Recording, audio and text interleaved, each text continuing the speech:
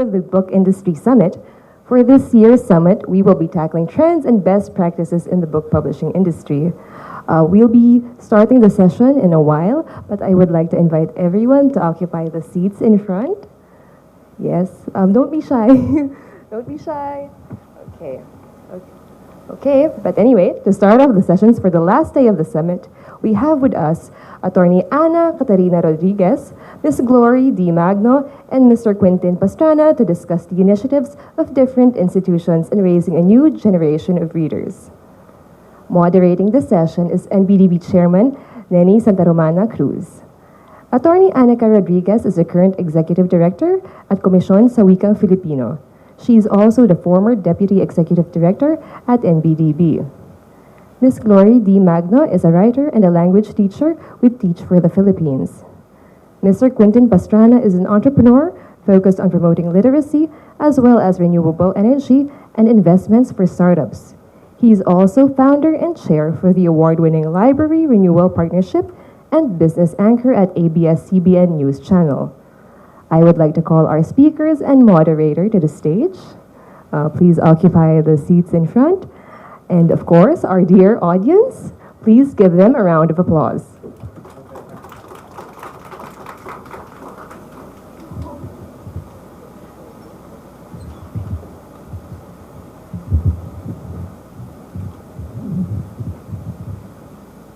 So we start in the order you mentioned.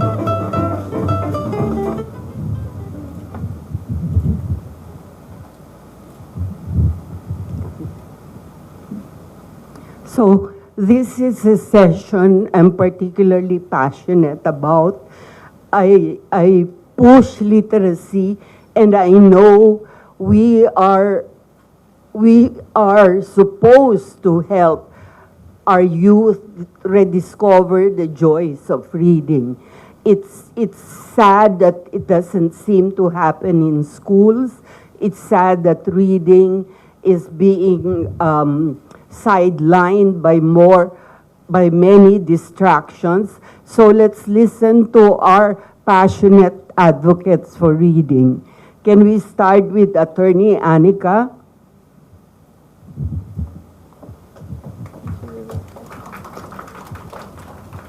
Magandang umaga po sa ating lahat. Bilang kinatawan ng Komisyon sa Wikang Filipino, aming mandato na gamitin ang wikang pambansa sa lahat ng larang. Kaya sa umagang ito din ang wikang aking gagamitin. Nandito ako ngayon para pag-usapan kung anong mga gawain ng Komisyon sa Wikang Filipino na may kinalaman sa pagpapaunlad at paglinang ng pagbasa ng mga batang Filipino. Pero bago ako dumako doon ay magsisimula ako sa proyekto naming Aklat ng Bayan. Kada taon naglalabas ng mga aklat ang Komisyon sa Wikang Filipino para sa iba't ibang grupo. Meron kaming mga aklat para sa mga guro, para sa mga mag-aaral, at para sa kabataan o yung nasa senior high school. Pero meron pang isang proyekto na niluluto para sa ganong edad na tatalakayin ko maya-maya. So tatlong bagay lang po ang aking nais ibahagi. Ang una po ay ang gawain ng Komisyon sa Wikang Filipino sa pagbuo ng ortografiya ng mga wika sa Pilipinas. Ang ortografiya ay paraan ng pagsulat ng mga wika. Dahil meron po tayong 130 wika, mahalaga na magkaroon ng armonisasyon ang paraan ng pagsulat dahil ito ang unang hakbang para mas madali ang literacy o pagkatuto ng mga batang Filipino kahit na magsisimula sila sa iba't ibang wika. Ang tawag namin dito ay armonisasyon at paggamit ng ortografiyang pambansa bilang padron ng ortografiya ng iba't ibang wika. Halimbawa, merong isang batang mag-aaral sa Ilocano, yung mga tuntunin sa pagsulat ng wikang Ilocano ay armonisado o aligned sa ortografiyang pambansa. Nang sa gayon, kapag tutungtong na ang batang ito na Ilocano, nagsimula sa pagbabasa at sa pagsusulat sa wikang Ilocano, kapag tumungtong na siya ng grade 3 at kailangan ng tumulay sa ibang wika na wikang Filipino at wikang Ingles, yung mga natutuhan niya o yung literacy skills na nakuha niya sa pagbasa at pagsulat ng wikang Ilocano ay magagamit din niya dahil pareho rin ang tuntunin o harmonisado ang mga tuntunin pagdating sa ortografiya ng wikang pambansa. So yun po ang proyekto ng Komisyon sa Wikang Filipino pagdating sa pagbuo ng ng ortografiya ng 130 wika sa Pilipinas. Ito naman po yung mga nabuo na naming mga ortografiya. Medyo matagal po siyang proseso kasi marami pong konsultasyon ang nagaganap dahil meron po tayong mga iba't ibang tunog na kailangan pong maging masusi din yung paraan ng pagsulat nito para dun sa komunidad na siyang gagamit ng ortografiya. So ito po yung mga wika Kapampangan, Pangasinan, Kalanguya, Kankanae, Ibaloy, Malawig, Itawit, Ilocano, Kinamayo at Waray. At kada taon, meron po kaming mga bagong mga ortografiyang inilalabas para magamit ng mga guro at ng mga mag-aaral kapag magsisimula na sila ng pagsulat at pagbasa sa kanilang sariling wika. Ikalawang at ito po yung mga publikasyon na amin ng inilabas at kadalasan na gumagamit nito ay mga guro at bilang gabay dun sa mga manunulat ng mga learning resources na ginagamit din sa paaralan.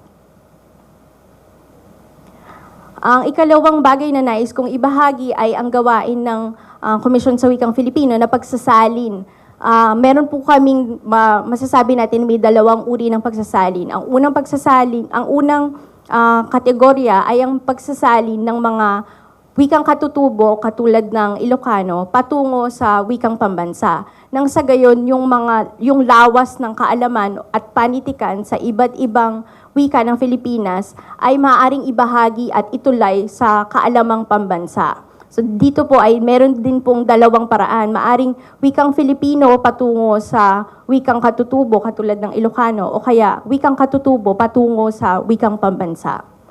Ang ikalawa naman pong kategorya ng pagsasalin ay ang mga muhong akda o world literature na isinasalin mula sa Ingles patungo sa Filipino. Ang paniwala kasi ng Komisyon sa Wikang Filipino, mas maraming makakaalam o mas magiging malapit ang mga konsepto at ang mga kwento sa pandaigdigang larang kung mababasa ng mga Filipino ito sa kanilang sariling wika. Dahil dito, meron kaming mga inilalabas na mga akda na sa palagay namin ay unang magagamit ng mga kabataan at isinasalin namin ang mga ito sa wikang Filipino. Bago ako tumungo sa Buklat Filipinas na kanina ay sinabi ko na inihahanda pa lang na proyekto, nais ko din sabihin na ang lahat ng mga akda na nilalabas ng Komisyon sa Wikang Filipino ay nais naming maging accessible. So hindi lang po kami nag-iisip ng mga content na magiging accessible o magagamit ng mga kabataang Filipino sa kanilang pag-aaral at sa kanilang pagkatuto. Nais din namin na maging madali para sa kanila na makuha ang mga akdang ito. Kaya sa murang halaga na lang namin binibenta yung mga physical na book. So halos printing cost lang po yung aming presyo. At bukod doon, marami po sa mga aklatan sa buong bansa ang natatanggap, ang binibigyan namin ng kopya. Kami bilang ahensya ng gobyerno, kami na po yung namamahala doon sa pagpapadala ng mga aklat na ito para lang masiguro na doon sa kasulok-sulukan ng mga aklatan, magkaroon sila ng mga libro na mababasa sa wikang pambansa. Ang ikalawang bagay na tinutungo din ng Komisyon sa Wikang Filipino ay magkaroon ng access sa digital na kopya. So kung hindi man namin na ipapadala yung mga physical na kopya ng libro, sinasabi din namin o ipinapakalat din namin na ang mga akda na nilalabas ng Komisyon sa Wikang Filipino ay maaari ding mabasa at maaring ma-access sa aming website. Sa ganitong paraan, nasasagot namin o natutugunan namin yung pangangailangan sa access dahil hindi lang namin iniisip kung ano ang akma na content o akda para sa mga Filipino, iniisip din namin na maging mura at maging madali para sa karamihan na makabasa ng mga akdang nilalabas ng Komisyon sa Wikang Filipino. Tungkol naman dun sa ikatlo at huling proyekto na nais kong talakayin sa umagang ito, sa pakikipagtulungan ng maraming ahensya ng pamahalaan, ng national National Book Development Board, ang nagpapatakbo na itong event na ito, ang Komisyon sa Wikang Filipino, ang NCCA, ang DepEd at ang National Library ay nagtutulungan para maglabas at bumuo ng isang book club na tatawagin naming Buklat Filipinas. Isa itong proyekto na ang tunguhin ay magkaroon ng isang libro, ang isang batang nasa grade 7 para meron siyang parang magkakaroon ng serye ng 12 libro sa isang taon na kanyang matatanggap kada buwan. Kaakibat ng pagtanggap ng akdang yon, meron ding mga inihahandang mga online na aktibidad, meron ding mga live events, paglulunsad, at iba pang mga gawain para malinang o umakyat ang kanyang interes. Sa paunang takbo o sa paunang panahon, aaralin muna namin kung paano namin mapapag-igihan, kaya hindi muna buong bansa ang saklaw ng proyekto, kundi mag-focus muna kami o magsisimula muna kami sa NCR sa Calabarzon. Pero ganun din po yung magiging layunin, magkaroon ng isang libro kada buwan ang batang Filipino na magbabasa sa wikang Filipino. Kaya yung mga nabanggit ko kanina tungkol sa gawaing pagsasalin, sa paglalabas din ng original na nakasulat ayon sa ortografiyang pambansa, ito din yung mga tuntunin o ito din yung framework na gagamitin namin kapag nagkaroon na ng aklat ng bayan para sa kabataan na ilalabas din namin para sa Buklat Filipinas. So magsisimula pa lamang ang proyektong ito sa susunod na taon, pero ang lahat ng mga paghahanda, mga manuscript development, pakikipag-usap sa mga author, pakikipag-usap sa printer, at iba pang mga gawain ng publikasyon ay nagsisimula na ngayong taon para mas mainam na sa Enero pa lamang ay meron ng matatanggap na mga bagong aklat ang mga bata mula na miyembro ng Buklat Filipinas. At doon po nagtatapos ang aking pagtalakay. Bukas po ako sa inyong mga tanong mamaya. Maraming salamat. Thank you. Of course, Attorney Anika is a special friend of NBDB because she was our Deputy Executive Director for many years. Okay, now we go to someone from Teach for the Philippines, Ms. Glory D. Magno. Let's welcome her.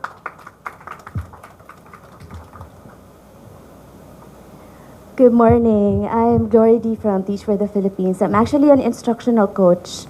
I coach fellows at the organization. I am happy to be here today to be part of this discussion about growing a generation of readers. This is a long-standing topic of discussion, but never irrelevant, if I may say.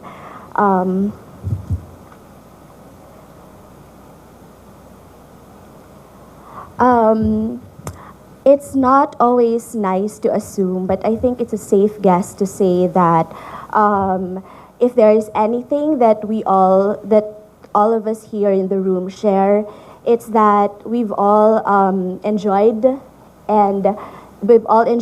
pleasure and the benefit of being able to read. Is that a safe guess? Yes. But we are the lucky few. We are not part of these numbers that form the bulk of our why for existing at TFP. These numbers that I'm talking about, for example, that out of 100 students that start grade 1, 13 of them drop out before the end of the school year. And out of those that remain, only 12 go on to finish their college education. Only between 17 to 33 students, is that right? 17 to 33 students, elementary students are reading at their level, meaning only a small number of grade 1 pupils are reading at the level that grade 1 pupils are expected to read. There could be grade 6 pupils that are not independent readers at grade 6 and are only independent readers at grade 1. There is also about one-third or 33% of elementary and high school students that score very low in math tests. And at a recent K-12 review done by the Senate in the first quarter of 2019, grade 6 pupils only average around 40% in the National Achievement Test, while grade 10 students average a paltry 44.1% in the National Achievement Test, which is consistent with the number that less than 1% of grade 6 students enter high school academically ready. So these are numbers that are alarming and a little sad, but this is also something that has inspired organizations such as Teach for the Philippines to exist. But before there was Teach for the Philippines, there was sa Aklat Sisikat. It was started in 1999. It was organized by civic society in partnership with the Department of Education, seeking to provide literacy training to teachers in the public schools. It also started a 30-day literacy program that was found by the MIT JPAL to Poverty Action Lab to have had a significant positive impact on the reading skills of participating students. In 2012, however, sa Aklat Sisikat evolved to become Teach for the Philippines, I'm sorry. Teach for the Philippines was founded with the intention of expanding sa Aklat Sisikat's impact on education toward learning. It has since grown to be a network of young leaders who share the drive to improve education access or access to quality education to children in the public schools.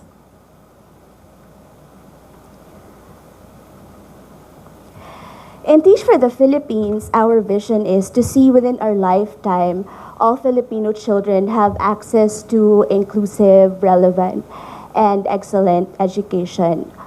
We do this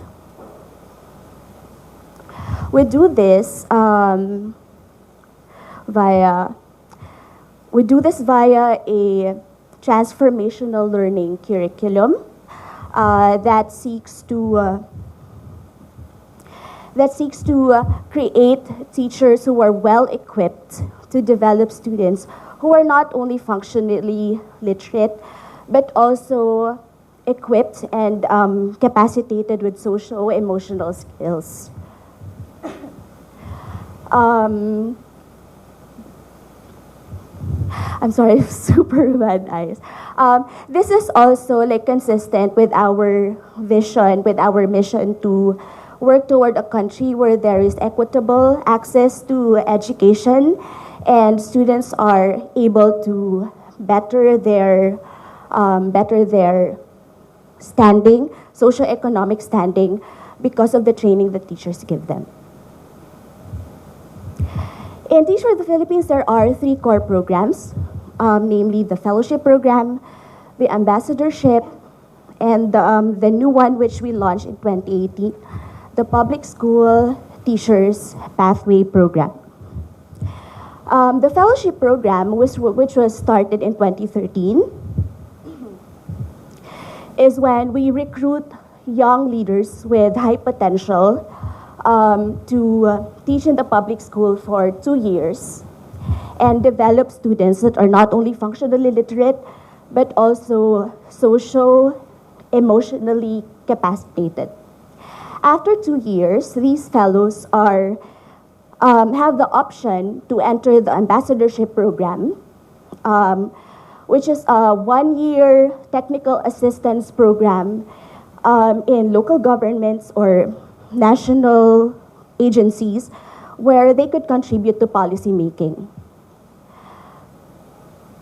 In 2018, we launched what we call the PSTP, which is a professional development program offered to tenured teachers in the public schools. All these programs are really consistent with our mission to first create teachers who are able to train their students not only in functional literacy, but also life skills, and grow an alumni of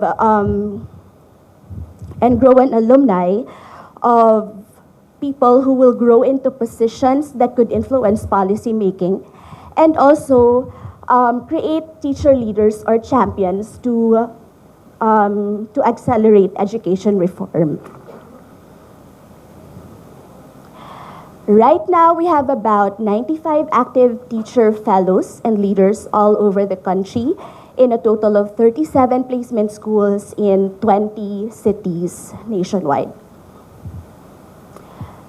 Now, because I did say that Teach for the Philippines want to develop teachers who can grow their students into functionally literate and social emotionally able students. They do not only engage in classroom teaching, they also implement programs such as the Batang Bayani program, which is a series of life skills training workshops provided for students and parents and teachers. Among the topics in the Batang Bayani program are financial literacy, not only for parents and teachers, but also for students, guarding against bullying, and also positive discipline, which is a very relevant topic right now, not only for parents, but also for teachers in the public schools. In the second year of their fellowship, our teacher fellows are also expected to conceptualize, plan, fundraise for, and implement a community engagement project that is expected to impact not only their school, but also their general community. But our teacher fellows in their placement schools, aside from handling regular teaching loads, also notice that there is a gap in the learning of public school pupils. For example, it is a common observation that numeracy and literacy are skills that a lot of our pupils lag in, which is not inconsistent with a USAID study in 2013 that tells us that none of our grade 3 students are able to read in Filipino at or above 30 correct words per minute, which is the benchmark for Filipino reading. And a sad 1%, only 1% of grade 3 pupils are reading in English at or above 80 words per minute, which is the benchmark for grade 3 pupils. Put simply, this just means that we have pupils who are reading way below the level that they're expected to be able to read in. In January of last school year, our fellows at Santa Teresita Elementary School in Angeles, Pampanga, started a reading remedial program for the pupils that they are handling. We have 3 teachers in Santa Teresita Elementary School, and we onboarded around 200 or 200 plus students, but only a sample of 75 students were able to attend at least 50% of the RRP classes. So out of these 75, so these students were onboarded in either the Filipino RRP or English RRP. They underwent 30 days of instruction at 50 minutes per session and were assessed 4 times. Initial, and then midline 1, midline 2, and final assessment. As a result, over 50% of those students grew from 0 reading to a level or 2 higher. There was also an average of 19 correct words per minute increase from where they started. And we found that attendance is not a small thing, that attendance is directly related to one's success in a reading remedial program. Right now, we have 17 schools where RRP is being run by around 44 fellows in Luzon, Visayas, and Mindanao.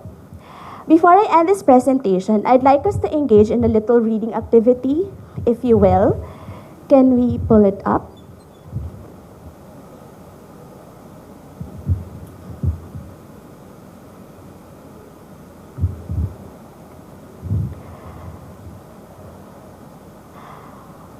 Are we all confident in our reading skills?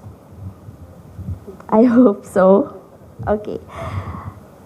Please read with me. So this reads Meg.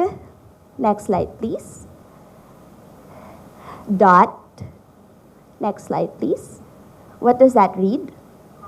Come. Come. Dot.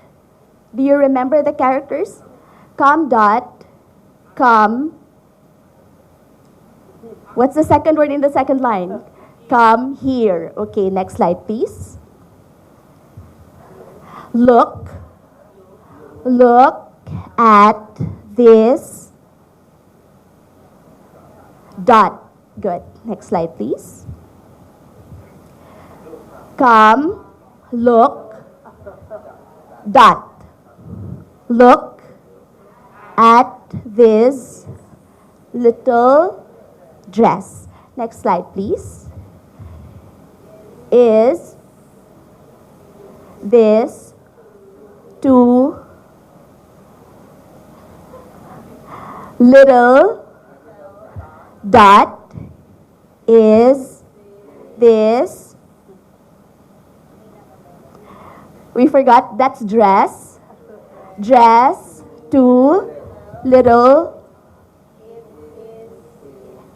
It is short. Very good. Next slide, please. But it is Meg. Next. Look how wide that dress is. It wide. Okay, next slide, please. We're doing kind of well. This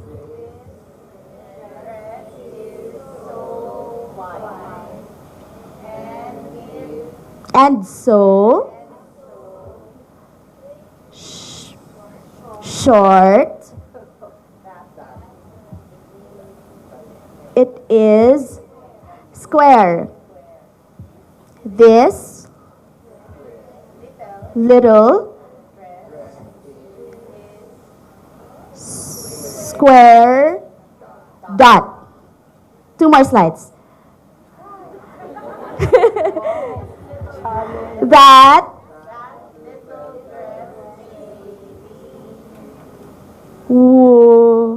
wide and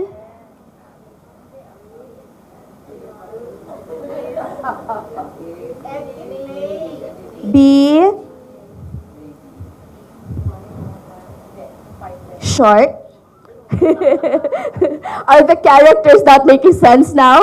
Okay, short, but that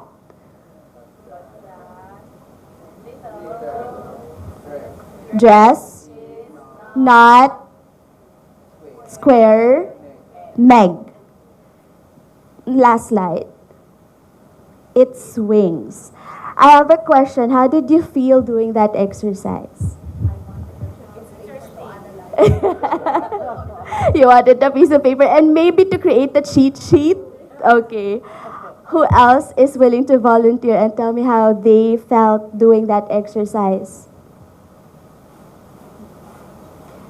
Was it easy? No. It started easy, yes? And then it became a little more difficult. Why so?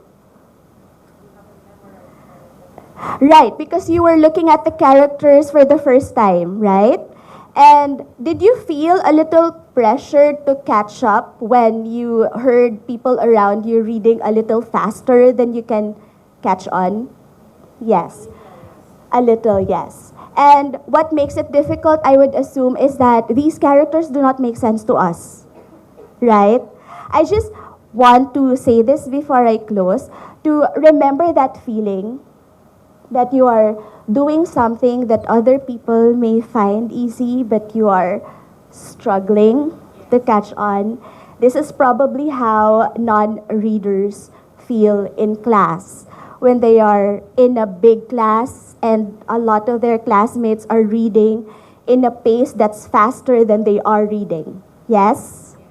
Yes. And in a big class, you just will tend to keep quiet and like maybe lip sync while your classmates are reading. Yes? Yes, because you are not reading in a pace that you think the teacher is expecting you to read.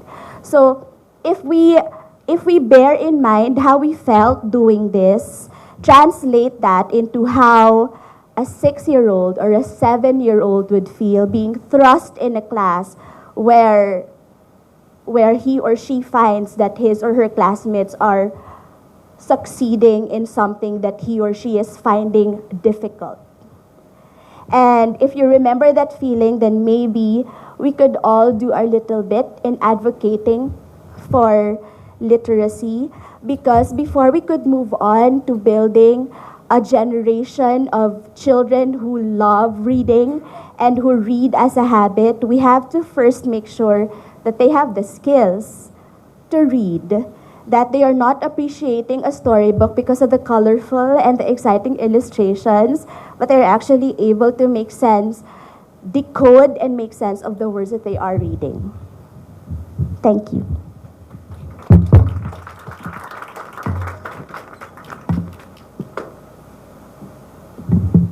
So that was a challenge. Huh? So not to worry, we're not going to divide you into reading groups today. Butterflies and what other some harmless name can we give? Okay, so we now go to Mr. Quintin Pastrana, who we know, or many of us know, has such a passion for libraries, for building libraries for the youth. Let's welcome him. Annie, thank you very much. Magandang umaga po sa inyo lahat. Good morning. Presentation? So, while the presentation is being put up, I just want to tell you, I practically failed the test that Glory put together. And the reason for that is because I grew up with dyslexia and ADD. Not many of you know that, but that's really the life struggle of someone who was born with a condition and has to work his way or her way up the ranks. And that's why I'm trying to tell you that reading saved my life. And this presentation is about showing reading and how it can influence other lives for good. So, I will talk about the topic, this is really germane to the topic today, which is happiness, third spaces, and reading. Let's talk about those two that not a lot of you have a common definition of, although reading is something that's special to you already. That's why you're all here. So let me quote from Aristotle. As you know, the Ateneo team won the championship yesterday. Although some of us and even some alumni like myself don't like Ateneo and some, we still remember our philosophy courses. And one of the courses we talked about was about moral ethics and Aristotle and his definition of happiness, which is really the full use of your powers along the lines of excellence in a life affording its scope. I mean, we can all agree in that, right? At the end of the day, the fullest flourishing of our skills, a purpose to work for, and at the end of the day, a long life in which to enjoy and share it with others. Now, in a developing country like the Philippines, that's really not the case. Income inequality, 2% of the population, controls 80% of the wealth. Okay, reality. And if you look at the SEA Games, the athletes get nothing, the cauldron gets everything. Diba? And I will not belabor the point. Now, if you notice this guy on the right side, he's like the bad guy in Harry Potter, right? There's a Harry Potter theme to this whole thing. But in reality, he's actually a great actor. Richard Griffiths, he passed away a few years ago. And then there's this, and I also have bad eyes, like Glory, so I can't read it. But I will remember reading the book of Alan Bennett, who was a great playwright, and the movie that came out called The History Boys, which is like a UK version of the Dead Poets Society, but I think much better. And basically, he's this professor, this beloved professor who's very much ridiculed. And he was talking to his student, who's also a bullied student. And he was saying that, look, this is the thing about reading. You open a text, it's written by someone you've never known or don't know personally, probably someone who's long dead. And yet, it's as if, in that very moment, it's like a hand has reached out and lifted yours. We have that feeling when we read. Dyslexia, ADD, or just a passionate reader, or somebody just reads text messages. There's something about the written word. And it's much better when you also hear it, which is why poetry makes a big difference. Now, one of the professors I met during a poetry fellowship said this. Adrian Rich, the great poet who passed away also around 5 years ago. If you're going to read or write a book, you've got to read at least 100. So, it really makes a big difference talaga. The skill of something is done by the actual absorbing of the product. So, like, for example, me, out of my 40 plus years in life, I've been wanting to write a book. The only time I got to rewrite a book, a fiction book itself, is just this year. And thankfully, that's because the reading process helped me write better, to know what to do. And that's really important, whether or not it's just you learning to write, or writing your own story as a good person, business person, senator, and educator. Next slide. So I'll tell you a story of the Library Renewal Partnership based on my story. Many of you will but recognize this library here. I mean, it's really one of the best libraries in the world. It's at this college called Corpus Christi in Oxford. It's interesting. The reason I put there is because when the pound to peso was 92 pesos to 1, I was a visiting student there. I couldn't afford anything but the kebabs in the stand outside because everything was so expensive. So I just took the kebab, ate it, went in there, and basically wrote and read. And I was doing a paper on public-private partnerships. And I was thinking, well, I don't want to do something on business this time. I want to do something on libraries. Because why does a place like that have one library for every 200 meters? Whereas in the Philippines, we only have roughly around 4,000 libraries. Why? For 110 million people. Whereas the city of Oxford has, for the 30,000 people there, around 1,500 libraries. Why? So I basically did the study that was actually presented at the university around a few years ago, which is libraries of third spaces and sustainable development tools. So that's downloadable through academia.edu. If you want to go to sleep, download the paper and read it before you go to bed. But I want to summarize it for you so you don't go through the trouble of that. Number one is, look, I mean, the good news is the Filipinos, based on this global study at least a few years ago, says we're number 4 on those who are hungry for reading, those who like reading, spend reading a week. I mean, maybe the sources are not that good. Maybe it's text messages. Maybe it's the latest Barreto blog feud fight.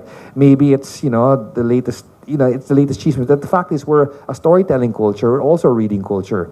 The question is, among all the countries, we're doing really well. The problem is that they have the resources and we don't. And this is the NBDB. I know nagbago na to, no? I mean, I know there might be a further erosion, but NBDB did the study that, every year there's an erosion of reading. But the good news is still around 49 million people in the country still read. It's going down, but the fact is, people are still reading. So the question is, how do you reverse that trend? How do you bring back the joy of reading? There is the joy of reading. There's just not a lot of resources for reading. As our friends from Teach for the Philippines are showing, that it's just about access inside the school and outside. Room to Read, which is a great international NGO, has shown that, look, the improvement of just doing a simple reading program will just about double the enjoyment for reading because you have a reading program. And that means access and people to teach, just similar to what Teach for the Philippines is doing. And NCC is doing by making things more accessible with the Booklat program and also the translations. No? The reality is, if you think about the inequality, if you think you're not doing well in life, well, guess what? People from Eastern Visayas have it much worse than you. This is the map of poverty in the Philippines. People in the Sulu, Archipelago, and the Zamboanga Peninsula have it worse than you.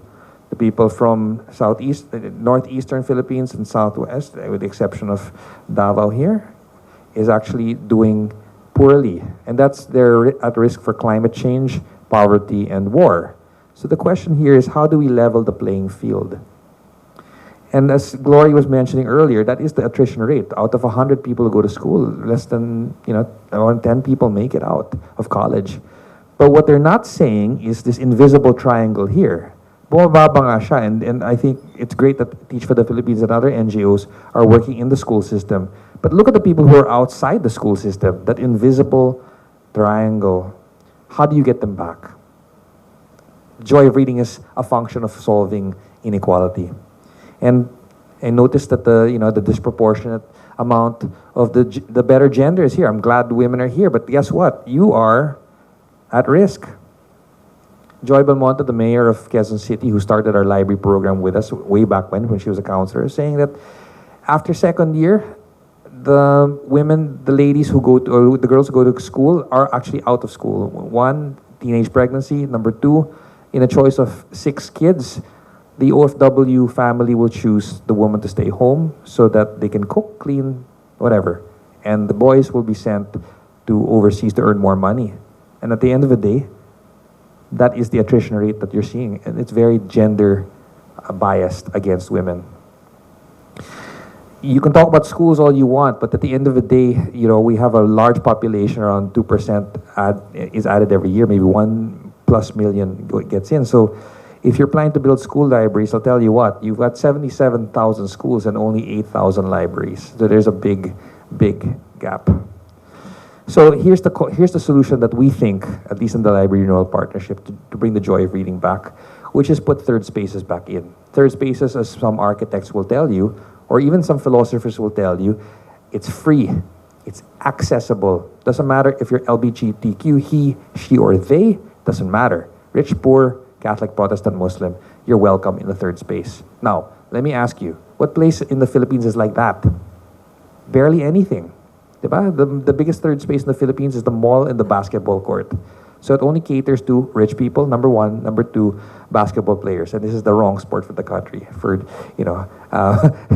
third-year Ravenna notwithstanding, we have a really big problem with third spaces. So if you think about it, by connecting these third spaces, you're building communities. And that's really what we're trying to do. It's not just about reading. It's creating an environment to read with the access that poor people don't have. So at the end of the day, these community spaces are about reducing conflict and building community. If you think about these 4 pictures that I took when I was broke and in the UK, that's free. Anybody can go there. Winston Churchill was saying when the Nazis were bombing, in London, and they were saying, let's convert this into a vegetable patch and help people. He said, no. The reason we're preserving these spaces is because these are the spaces these are for the people. So when we win the war, they can now use them to grow their minds, which is exactly what the case is. Now, the Asian model is not healthy, especially in large populations. This is our best friend, China, who are tearing down these public spaces. This is the last town hall library that's happening in the southern China, and that was gone now. It gave way to these developers. And if you look at it, this looks like a mega world development, right? They're somewhere in Resorts World, and this is the last library. And because the librarian said, nope, you're not going to build over my dead body, and guess what? They did it over his dead body. Here we have the same risk. The only third space worth really preserving from an NCCA, National Historical Institute, now has Terror de Manila at its back, and that's already 34 floors filled, or 43 floors if I'm not mistaken. So that there is a contest outside. Now the goal is to make sure that we have libraries. The good news is libraries are actually good economic indicators. For every dollar you spend, you get 4 back. You can download the study to show that, but it really means that they're good economic investments. This one that looks in Sao Paulo, the property prices here are higher than anywhere else in the world because, the rate of increase, because they've built libraries and community centers. Now, in the Philippines, it's important, and I'm going to close with this, is that at the end of the day, you do have an extra reason to build that. It's because we are the highest in terms of climate change risk and geophysical risk. So libraries actually serve not only to literally make you read to save your life, but it also saves lives. So you have a reason to tell your mayor to build one. So in the future, let me show you, because we have a coalition. This is not just one person, but we have around 25 partners. Many of you are here today also in terms of helping us. With that coalition, you're able to build these libraries. And let me show you as we close. This is where Lubuangan, Kalinga, Sagada Mountain Province, where FEU actually donated a whole library to us. Tanudan and Kalinga, a flooded area, is now a fully fledged library. This school was torn down by the crossfire between the Abu Sayyaf group and the army, and 2 weeks after that, the librarian herself and the students rebuilt it. Marawi is the same thing. We have a library that is now building from the ruins in that. Batanes, where the mayor didn't want to put a library, the Ivatans put micro libraries with the U.S. Foundation that we help. Adams, Ilocos Norte, where the book to student ratio, book to population ratio is 1:1. That's because they have 2,500 people and they've practiced family planning. But that makes it easier for us also. And you have, what's this? Here in Marawi again, this is a new mobile library because the main library is not working. You have in Palawan, where the Tagbanwa now have cottage libraries by the beach side. This is Apple the App's library in, you can tell. He's half Atty, right? Or not Atty, sorry. He's half Eta. And now we have a football library and a library, a football play, and a what do you call this? A water system in a library in Davao. So we're showing Mayor Sara and the president, you don't have to kill people. Just give them sports, give them reading, and guess what? The library is always full. And if they're tired of reading, they'll play football. So, we have libraries in Bhutan, thankfully. They were actually borrowing our Bayanihan model. The bottom line for us is, in all these libraries, the key thing there is to provide access. People love to read. The difference is, can you give them all this access? And so, let me show you the last two libraries before I close. 75 years ago, MacArthur said, I will return. 78 years ago, he said, I will return. And 25 years ago, he said, he returned. So guess what? Building on that, next to the statue of, in Palolete, we now have a treehouse library and a container van library. So that concept of heroism is translated into love of reading. And guess what? That's always full. This is actually before the launch. And our 1,000th library is called Basyang the Bookswagen. Sorry. But bottom line is we copied it from the San Francisco Public Library, who's a partner. And now Mayor Isko will be driving that in January in the Museo Pambata, which thankfully has now a library. Like I said, there's a lot of efforts. There's a lot of things to do. But rather than complain about it and say, you know what, it's too late. We're going to keep electing trolls and all these other people who are going to ruin the country. Guess what? That's not up to it's not up to them. It's up to you. So my hope is, even if we're not in a full capacity room, is what Professor Margaret Mead said, is that don't doubt that a small group of individuals can make a difference in the world. In fact, that is the only thing that ever has. And the beauty of it is because we're not borrowing models from overseas. This is not an Oxford model or a Harvard model or whatever it is. This is a Filipino model. In the Philippines, in the north, we call it Ugbo. In the Tagalogs, we call it Bayanihan. In Davao and Mindanao, we call it Tabang. It's in our DNA. We just have to resurrect it and be aware of the problem. And then we build these little spaces where people can flourish and be the best they can be. Happiness, third spaces, and reading. Thank you very much.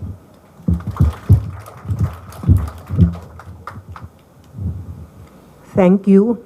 So that's been inspiring to hear how three individuals and their institutions are helping to promote the love of reading. Now, would you have any questions or comments at this point? Anyone? Okay. Yes, please.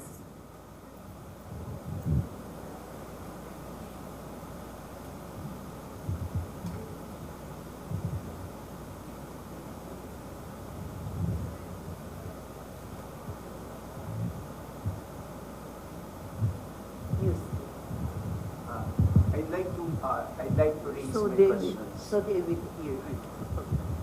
Hello. I'm a public school teacher from Eusebio High School of the Division of Pasig City. I'd like to raise my questions for the three of the speakers today. I'd like to ask whether what do you think are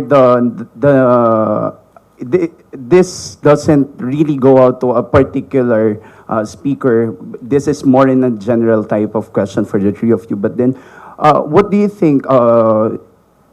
Reading is very important. It is in one of the waiting sheds of Quezon City. It says there, in bold letters, in multiple colors, the word pagbasa with only the B written in black. Meaning, reading is always the hope of the country. But then, how can we, amidst the challenges, especially us in the public schools, there is no automaticity in the recognition of the words of the of students, intonations, particularly comprehension is one of the key things that we are having a hard time of, especially in the understanding of the facing, in the story, in what are the things that they are particularly involved in. What do you think are the necessary steps that we should further employ, especially as educators, to further improve on these particular matters? Tapos kay Ma'am Katarina pala, doon bibigyan niyo po ng mga libro, you intend to give students na tigi-tigisang libro by January, hopefully. Ano ba to? Lahat po ba ng school? Tapos tigi-tigisa po ba silang mga bata? Yun lang po. Thank you. Okay, so maybe Anika begin first. Salamat dun sa mga katanungan. Para dun sa unang tanong, ang gawain ng Komisyon sa Wikang Filipino ay para talaga sa mga patakaran at proyektong pangwika. Kaya para makaurong o makaunlad dun sa literacy, ang una-una naming ginagawa ay magsagip ng mga wika. Kasi maraming wikang namamatay, kaya yung tinalakay ko kanina tungkol sa pagbuo ng mga ortografiya, isa itong hakbang para masiguro na ang isang oral na wika ay magkakaroon ng katumbas na paraan ng pagsulat. Yun yung doon pumapasok ang gawain ng Komisyon sa Wikang Filipino, bukod pa doon sa pagpapaunlad ng wikang pambansa. Para doon sa ikalawang katanungan, ang gawaing Buklat Pilipinas ay magsisimula muna sa isang pilot na grupo. Ang tinataya namin na nasa mga 8,000 students muna ang aming simulain. Pero balak naman namin na magkaroon ng higit na mga katuwang para maikalat din namin ito sa iba't iba pang lugar. Pero magsisimula muna kami sa NCR saka sa Calabarzon dahil ito rin ang binibigay o minumungkahi ng DepEd na aming partner. At magkakaroon ng isang kopya kada estudyante. Oh, okay. I'm going to approach this to approach your question two ways, general and specific.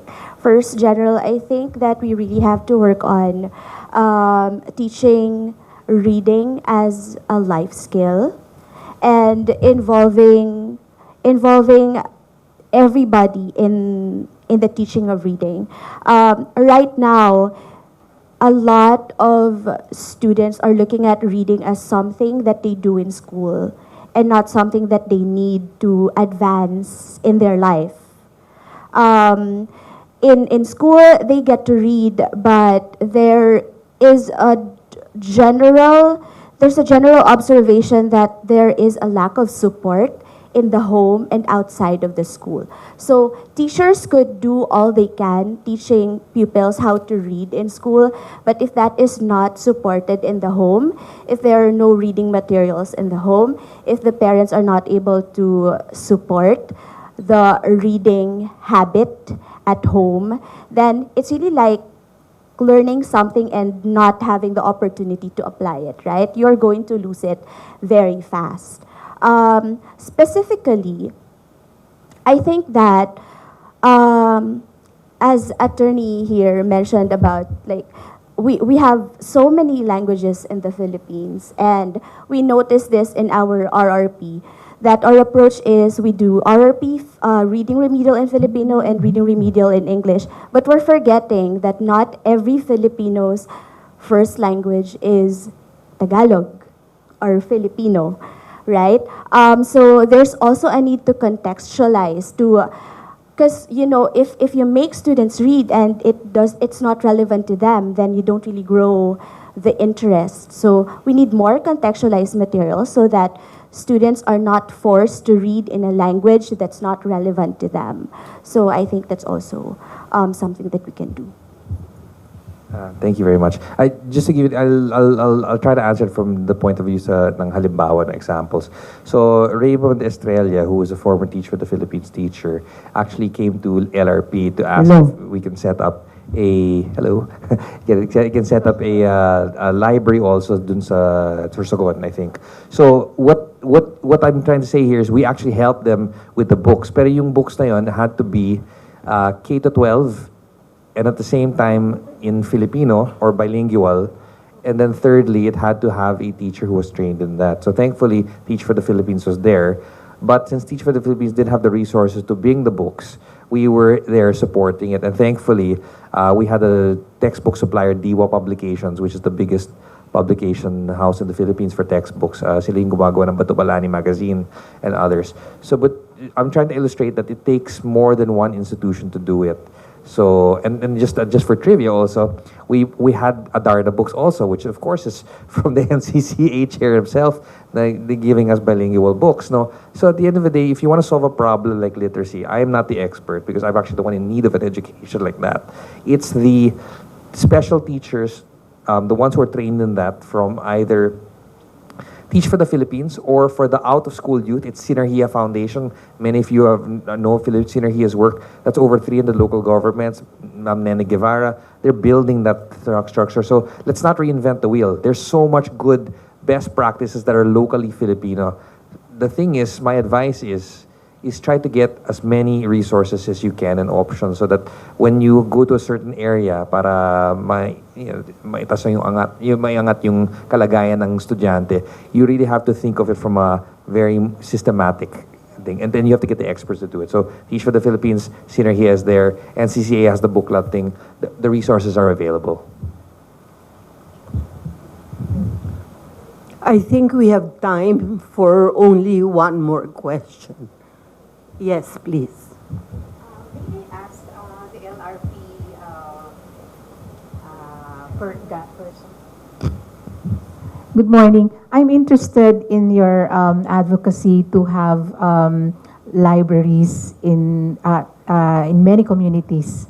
How does a group or individual or a local government unit coordinate with you to start a community library in their locality? Thank you very much. What's your name, ma'am? My name is Nancy. Nancy, and which From province? Aviva Publishing House. Yes, and do you have a community in mind already? Yes, because in Pasig I grew up. I live in Pasig, but I grew up from elementary. We have a Pasig library, Okay. and they moved it now because I think the old library where I used to go is now a prison. But they relocated it, and it's a good library, Pasig Library and Museum. But I am thinking of libraries in barangays. Okay, in Pasig itself? Yes. Okay, so the reason I ask specifically, because this is not these, parang airy-fairy answers. We want to have a specific answer. So the good news is, number one, you have a good local government. Thankfully, Mayor Vico is there. He's my political party mate, Action Democratico, right? That's one. Number two, it's easy to get resources to the city because a lot of the cost is logistics. We already have the book publishers. National Bookstore gives us, FEU Publications will give us, Adarna Publications. Walang problema sa libro. It's just the allocation. So the key there is to work with the city librarian or in the municipality, the town librarian, find a barangay captain that is willing to do this and allocate space, because the barangay hall is usually the best location. Have them convert some of the rooms or one room into a library by putting shelves. We'll get the local Rotary, Kiwanis, Knights of Columbus to help out. And in 2 weeks' time, we can get you the books. And then we can sign a simple MOA, which is downloadable on the SlideShare site of Library Partners. So, like I said, it's a solution. Dekawin na siya. The question will be, can we work with the city librarian and the barangay captain to get the right books? Because it has to be the right intervention. But we can do it in 2 weeks. Thank you. So, I'm sorry time's up, but it's been a very fruitful session. I know we're left with the thought that there's so much to do. But together, I'm sure we can achieve results. And we've had our experts tell us ways we can do it within our own communities, within our own turfs. Okay, so let's give them a big hand. We should have you all for a longer period, because I didn't even get to ask my questions. Unfair. Okay, thank you so much.